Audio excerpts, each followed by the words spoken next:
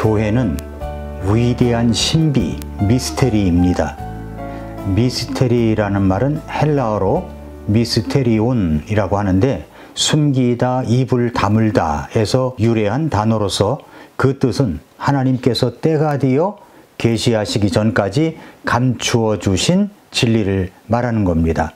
인간의 이성이나 자연 계시로는 알 수 없는 것, 하나님이 계시로 열어주셔야만 알 수 있는 진리, 이것이 바로 신비, 미스테리입니다.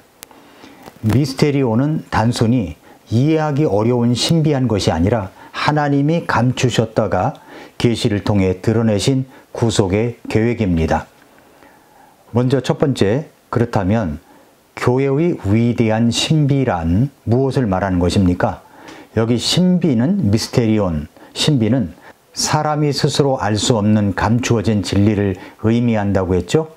에베소서 5장 22절부터 32절에 나타난 신비는 남편과 아내의 결합을 통해서 그리스도와 교회의 신비한 관계를 설명하는 겁니다. 31절, 32절에 보면은 이런 까닭으로 남자가 자기 아버지와 어머니를 떠나 자기 아내와 결합하여 그는 둘이 한 육체가 될지니라. 이것은 큰 신비니라. 그러나 내가 그리스도와 교회에 대하여 말하노라.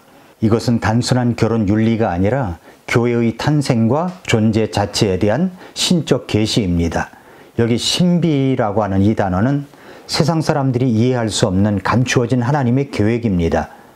그리스인들에게는 종교적 신비를 의미했지만, 비밀의식을 의미했지만 신약 성경에서는 하나님의 선택된 목적이 감추어졌다가 계시된 것을 뜻하는 것이었습니다. 에베소서 3장 5절 6절에 보면은 그분께서는 자신의 거룩한 사도들과 대언자들에게 성령을 통해 이제 이 신비를 계시하신 것 같이 다른 시대들에서는 사람들의 아들들에게 그것을 알리지 아니하셨는데 이 신비는 곧 복음에 의해 이방인들이 그리스도 안에서 동료 상속자가 되고 같은 몸에 속하게 되며 그분의 약속에 참여하는 자가 된다는 것이라 라고 했습니다.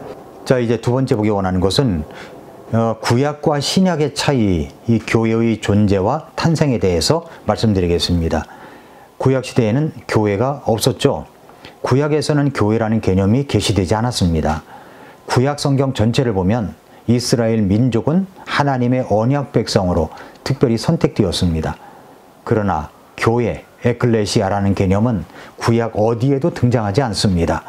구약의 주된 하나님의 구속사역은 이스라엘을 중심으로 이루어졌습니다. 아브라함의 후손, 율법을 받은 민족, 그리고 메시아의 오심을 예비하는 백성입니다. 신명기 7장 6절에 너는 주 네 하나님께 거룩한 백성이니라 라고 했습니다. 그래서 이것은 이방인들과의 구분을 말하죠. 이방인, 유대인이 아닌 민족들은 하나님의 특별한 백성 이스라엘과 구별되었습니다. 이방인들이 하나님의 백성으로 직접 포함되는 일은 구약시대에서는 일반적이지 않았습니다. 구약의 구속사는 이스라엘을 통한 메시아의 오심을 준비하는 데 초점이 있었습니다. 그렇다면 이제 신약시대에 와서 교회가 탄생됐죠. 오순절날 탄생됐습니다. 십자가 사건 이후 새로운 하나님의 공동체가 형성이 되었습니다. 예수 그리스도의 죽음과 부활을 통해 새로운 구속 계획이 이루어졌습니다. 이제는 유대인과 이방인을 구분 없이 한 몸 안에서 하나로 만드시는 하나님의 역사가 펼쳐졌습니다. 에베소 2장 14절부터 16절에 보면은 그분은 우리의 화평이시니라.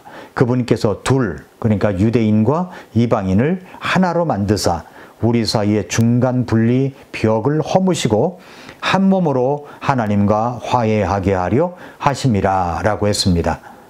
그러므로 교회는 단순히 유대인만의 공동체가 아니고 그리스도를 믿는 모든 사람들, 여기에는 유대인과 이방인이 포함되어 있는 겁니다. 그리스도를 믿는 모든 사람들을 포함하는 새로운 공동체입니다. 구약에서는 유대인과 이방인 이렇게 구분되었지만 신약에 와서는 유대인, 이방인, 그리고 하나님의 교회로 나누어집니다. 하나님의 교회 안에 이방인도 있고 유대인도 있습니다. 교회는 새로운 사람, 새로운 창조물로 탄생했습니다. 고린도후서 5장 17절에서 그리스도 안에 있는 사람은 누구나 새로운 창조물이라 라고 말씀을 하셨습니다. 교회는 그리스도의 몸입니다. 교회는 건물이나 제도가 아니라 살아있는 유기체로서 그리스도의 몸입니다.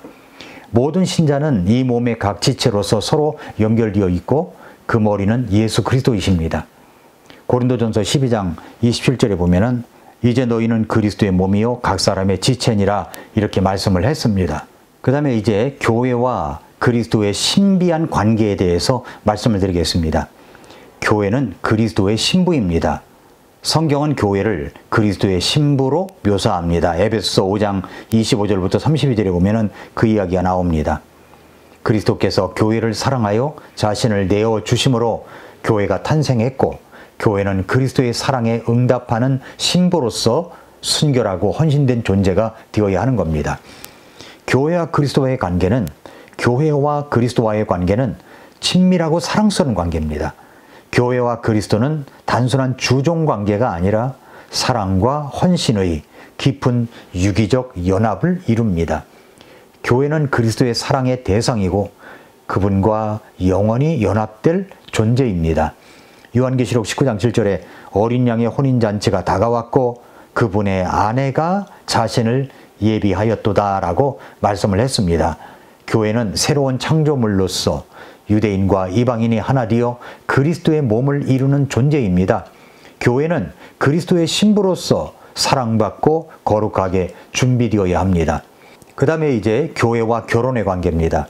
에베소 5장에서 남편과 아내의 결합은 그리스도와 교회의 결합을 상징한다고 설명하고 있습니다.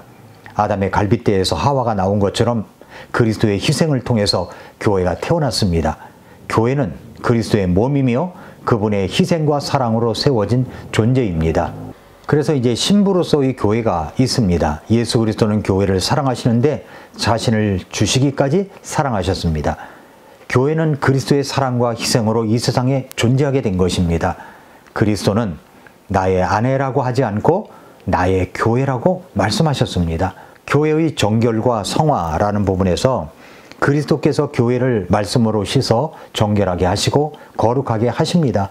에베소 5장 26절에 이것은 그분께서 말씀을 통해 물로 씻음으로 교회를 거룩히 구별하고 정결하게 하려 하심이요 라고 했습니다. 여기 헬라어 루트론이라는 말은 물로 씻음이라는 말이죠.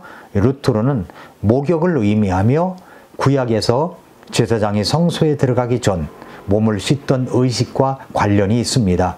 즉 단순히 손이나 얼굴을 씻는 정도가 아니라 하나님의 성소에 들어가는 제사장처럼 몸 전체를 깨끗하게 씻는 행위를 가리키는 겁니다. 교회는 하나님의 말씀으로 정결하게 되고 세상으로부터 구별됩니다. 그 다음에 이제 교회의 지체됨. 모든 구원받은 자들은 그리스도의 몸, 교회의 지체가 됩니다. 고린도전서 12장 27절에 그런데 너희는 그리스도의 몸이요 개별적으로 지체들이니라 라고 하셨습니다. 유대인, 이방인, 남자, 여자, 종, 자유인 모두 한 몸 안에서 하나가 된 것입니다. 성령으로 침례를 받아 한 몸을 이루며 지체들은 각각 다양한 역할을 믿습니다. 이제 교회의 순수성과 말씀 사역에 대해서 말씀을 드리겠습니다. 교회는 하나님의 말씀을 정확히 전할 때 교리적 오류 없이 정결하게 유지되는 겁니다. 우리는 이 말을 명심해야 됩니다. 말씀을 제대로 전하지 않으면 교회는 세속화되거나 오류에 빠질 수 있습니다. 그래서 감성적 설교만 할 수 없는 것입니다. 말씀에 충실할 때, 교리에 충실할 때 교회는 성화되며 그리스도의 신부로서 준비되는 것입니다. 헌신과 책임의 비밀은 결혼관계는 단순한 감정이나 계약이 아니라 깊은 헌신과 책임을 요구한다는 것은 결혼한 사람이면 다 알고 있는 내용입니다. 남편이 아내를 사랑하고 아내가 남편을 사랑하는 것처럼 그리스도께서 교회를 사랑하고 교회는 그분께 헌신해야 됩니다. 교회는 단순한 모임이 아닙니다. 책임과 헌신을 다하는 영적 공동체입니다. 바울은 이것을 가리켜서 큰 신비니라 라고 강조하면서 교회와 그리스도의 신비한 관계가 상상할 수 없을 만큼 깊고 놀랍다고 설명하고 있습니다. 자, 결론을 맺겠습니다. 교회는 하나님의 감추어진 신비였다가 드러난 그런 새로운 창조물입니다. 교회는 그리스도의 희생으로 세워진 거룩한 공동체이며 세상 끝날까지 주님과 함께 존재하는 영광스러운 존재입니다.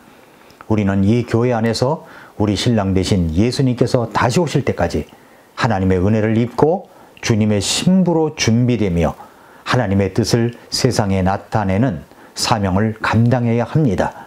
교회는 감추어졌다가 계시된 하나님의 신비한 새 창조물로 그리스도의 희생과 사랑을 통해 세워진 거룩하고 영광스러운 공동체입니다. 우리가 그 거룩한 신비의 공동체의 일원이 되었다는 것은 너무나 신비스러운 일입니다. 오늘도 미라클 모닝입니다.